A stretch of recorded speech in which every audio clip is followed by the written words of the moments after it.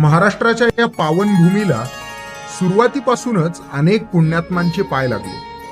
संत ज्ञानेश्वरांपासून संत एकनाथ महाराज, तुकोबाराया, रामदास स्वामी, संत गजानन महाराज अशा अनेक संतांनी ही माती पवित्र केली। 19व्या शतकाच्या मध्यावर याच मातीत स्वामी समर्थ नावाचा मानवरूपी परमेश्वर अवतरला आणि आपल्या अक्कलकोट येथील वास्तव्यादरम्यान त्यांनी सकल जनमानवास कर्म, भक्ती आणि मोक्षाचा मार्ग दाखवला।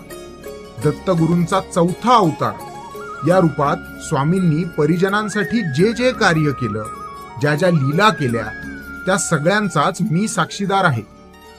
1-2 नव्हे तर तब्बल 22 वर्ष माझ्या सावलीत परब्रह्म बसलेले पाहिले आहेत मी। नुसतेच पाहिले नाही तर अनुभवले आहेत मी।